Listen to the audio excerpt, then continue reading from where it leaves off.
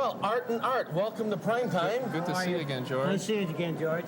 And let's see, you're from Seattle. Originally from Chicopee, last 11 years in Seattle, that's right. And yet you have a coffee business in Chicopee. That's right, that's right. Now, how did you're a businessman in Seattle. That's correct. How did you get into coffee?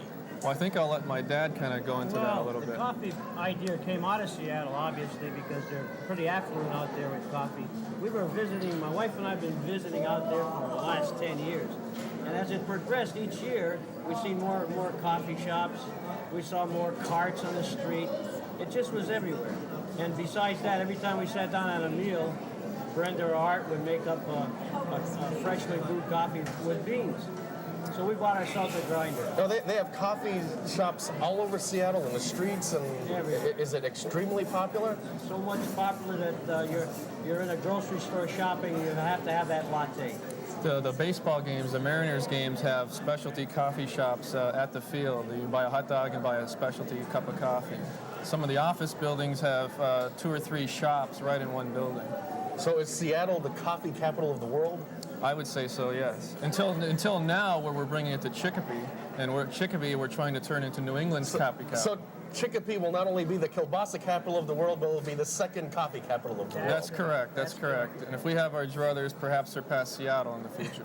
Now, when we talk about coffee, what's the difference between your coffee and, I mean, we can go to the supermarket and buy the little blue cans or little red cans Yes. with the genies on the front. Right, the M word we call it in our business. Yeah. The M word. Yes, the Maxwell House. Whoops, I screwed up. Maxwell House, and what's the other one? We have Folgers. Those are the ones that they come in with the hidden cameras. Yeah, yes. And you've hit on a great point, George, because the coffee industry in particular is run in this country by 4 or 5 huge companies, Maxwell House and so forth and so on. And they spend most of their time in advertising and conditioning the general public to drink their coffee through their advertising, and not as much time in providing a high-quality cup of coffee. Essentially, there's 2 different types of coffee beans available to make coffee from. There's called the Arabica beans, is the beans that we use, and there's called the Robusta beans. The Robusta beans are easily cultivated. They're very, you can't destroy these beans while they're growing from weather and that type of thing. They're a very hardy bean, and that's why they use the Robusta beans in many of the Maxwell houses and the big company blends. So are those the better beans? No, they're not. They're better for mass producing a product and efficiently showing a lot of profit for a company, but they're not the best beans in terms of they're very low quality beans. The Arabica beans are used for people who really appreciate a fine cup of coffee, a very good tasting cup of coffee. But they're a lot more expensive to produce, and they're a lot more expensive to bring to market. And What differences are we looking at in production values or production standards? it's, in terms of production values and standards, we're probably talking about 2, 3, 4 times more expensive to bring to market an Arabica bean versus a Robusta bean. It's a different procedure.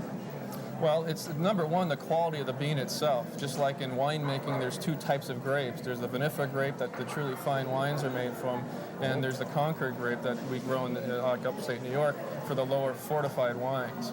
And so if you're going to drink a Muscatel, you use the lower quality grapes. If you're going to make a nice Cabernet Sauvignon, you use the vinifera grape. And the same can be applied to the coffee business. So it's the Arabica bean that we really want to look for a fine cup of coffee. And we couldn't grow those beans in this country. No, we could try to grow them, but it requires specific types of climate. And my dad might comment on Well, I'm not, right now, all Arabica beans meet the climate area, 25 degrees north or south of the equator, really. So we just don't have the weather conditions here in the States. Now, Hawaii does have the ideal conditions, and they do grow an Arabica bean, and they use their coffees called Kona. So if you're over in Hawaii, ask for Kona. It's very expensive compared to other beans because of the nature of the process and so forth and so on. Now, are there any other production standards that you have to adhere to produce that great cup of coffee? Absolutely. Once we start with a high quality bean, it comes in a green bean form, and then the bean must be processed and it must be roasted to pull out the flavor from the bean. Because if I showed you a coffee bean, it's green and it's hard, it'd break your tooth if you tried to chew on it. It wouldn't make anything. So we roast the beans at very high temperature. We don't do it. We hire specialty coffee roasters. In our case, Seattle has about 20 specialty coffee roasters, and we do business with a company called Caravali Coffee Company, which Caravali is a specialty coffee roaster. So just like fine winemaking, depending on the part of the world the bean comes from, depends on how long it's roasted, at what temperatures, that type of thing. So we have like 30 different varieties of beans we offer our customers, and so Caravali will roast each bean to perfection, and then right after the comes out of the roaster, they put them in these specially designed bags that have a specially designed vacuum seal or a valve. It's a one-way valve is what it is. And so once the beans are in there and they close it, it becomes airtight. And that's very important because as oxygen hits the bean, it deteriorates, it loses its So it flavor. loses flavor immediately. Absolutely. So as soon as it's roasted and comes out of the roaster, it starts deteriorating immediately. And the longer it's exposed to air, the worse it gets. Beans in a bag like this, technically could probably stay fairly fresh for over a year, but they never really stay on our shelves longer but a week or two because of the turnover of coffee that we sell. So the beans come to us like this in these 5-pound sacks. You can see some of the bins back there that we store them in, and we utilize those beans to make the brewing the cups in our shop. And you might note that on each bag on all our deliveries, we install the date it was roasted. So we know that to rotate our supply, we have freshly brewed beans all the time. Are there any other trade secrets that we should know about? Well, nothing that we're willing to disclose, but we'll do it the best we can. So once we start with the bean, they come to us roaster fresh. They're stored in these bags, as you can see in the top rows back there, until we put them in the bins and we're ready to sell them for home use or brew the coffee. So when we actually ground the beans, we will ground them right at the brewing time. We don't ground and put a cartload of these and let them sit there, because you smell how good that smells? I know you're not a coffee Even though drinker. I'm not a coffee drinker, and that doesn't smell bad. You know, I almost feel like running and getting a cup of coffee, right? Well, what you're Well, not seeing so though, quick. okay. What's happening here is it smells good, but unfortunately that smelling good is the aroma leaving the coffee, which means it'll never find its way to the cup and it's going into the atmosphere. So we want to grind it shortly before brewing. We put it into a deal like this. And we have a coffee brewer back there that this is installed on top of this pot, and it drips hot 190 degree water, and the proper temperature of the water is crucial, and it seeps through the grounds in here and into this pot. And Dad, maybe you can tell them a little bit about this pot, this air pot. Well, the air pot is constructed so it will hold the aroma, the flavor, and the heat for up to 12 hours. And I've taken it home the night before and had coffee the following morning. So these are very well So constructed. those are airtight pots. So Airtight it pockets. seems like the whole trick here is freshness. Freshness, that's what we're geared to. Again, a quality mass production. Yeah, really. That's right. So if you ever go for a cup of coffee to a restaurant or a stand and you see them sitting with pitchers with the steam coming out, all of the freshness, if they had any freshness going into the Oh, bean. hi. There's some latent coffee. Yep, you'll air. This is life, They folks. didn't have coffee. Oh, do we have to pay them for extras or what? I don't know. Absolutely not. Okay. So basically, I lost my train of thought here. Yeah. If you see the steam coming out of the pots, that means it's losing its freshness. The longer you see that, it becomes a very bitter cup of coffee. Well, as you see, we're geared to put out a fresh cup of coffee for everybody. And a lot of people, incidentally, in their lives have never experienced a fresh cup of coffee. You yourself told me you've never drinking coffee. And I bet you a big reason is because you've never had a very freshly roasted cup of coffee. So before leaving here today, we have another extra here. We're going to see if we can get you to sample one of our cups of coffee. And back here earlier, while we were looking around, I saw this vacuum cleaner machine that you had. That's called an espresso machine, George. It seemed like you were filling up milk with air. That's sort of what we were doing. Basically, for a true coffee lover, one step further than a regular brewed cup of coffee would be what we call an espresso, or espresso cup of coffee. And what espresso is, it's a type of roast. It's a little bit darker of a roast. The beans are roasted a little bit darker to pull out more flavor. And it's also a method of brewing the So coffee. they're different beans altogether. They can be different beans, or it doesn't really matter what beans, but the way that they're roasted and the time that they're roasted is the differentiating factor. One, a darker roast, more flavor, more of a stronger taste. And so in addition to a roasting process, it's also a brewing process, and that was the vacuum cleaner machine that you referred to back there. And it's a great, I never heard it referred to that before. And basically what we're trying to do in a normal... It's not made by Westinghouse, is it?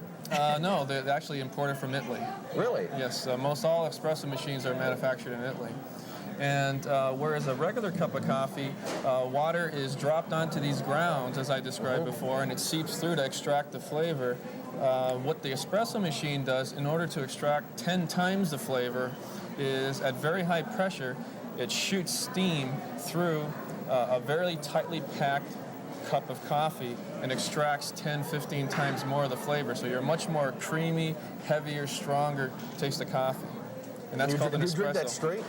I don't personally, but a lot of people do. The true, what we call them in our business, coffee heads, will drink straight, double, triple shots of this espresso because it gives them a very full-bodied, strong taste of coffee. Now, are these machines unique to this area?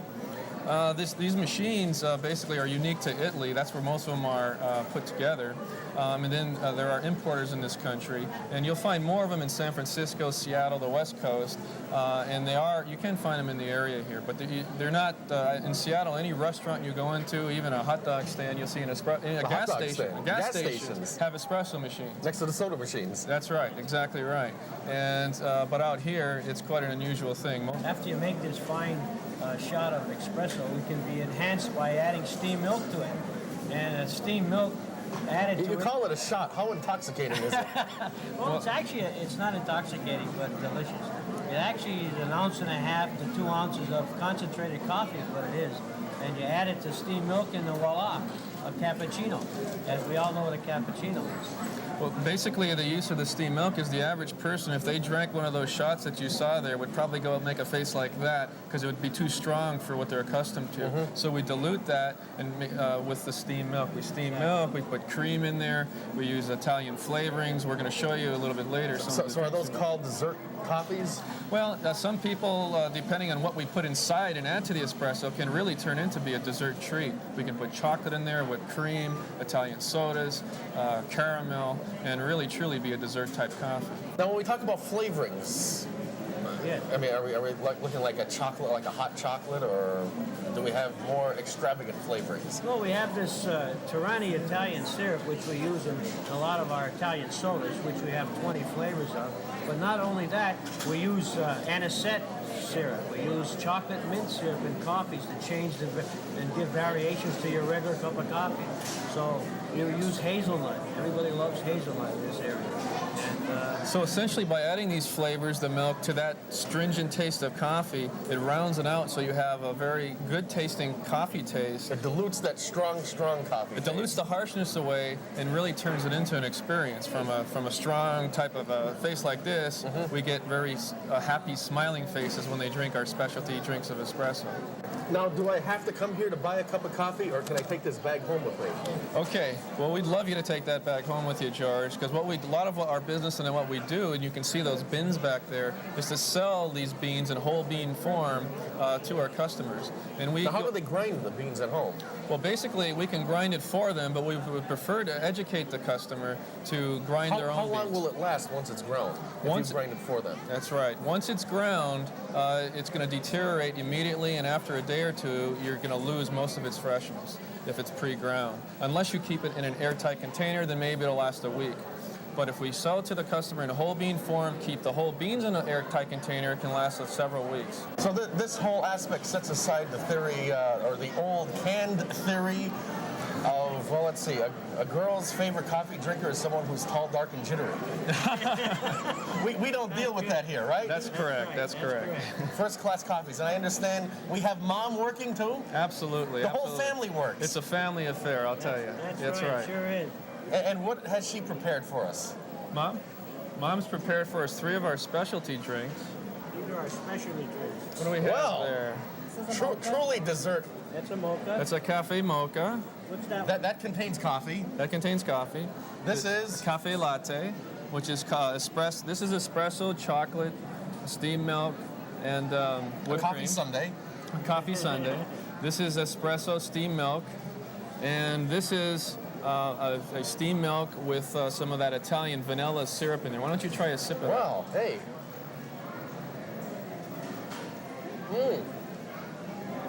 Quite good, even for a non-coffee drinker. That's right, exactly. It's almost like a warmed milkshake. That's exactly right. That's Great with flavor in dessert. it. Well, Art and Art, thanks for being here All right, thank you, on the big George. program. And you're welcome back anytime. Hey, we'll be back with more prime time right after this. We're going to finish up this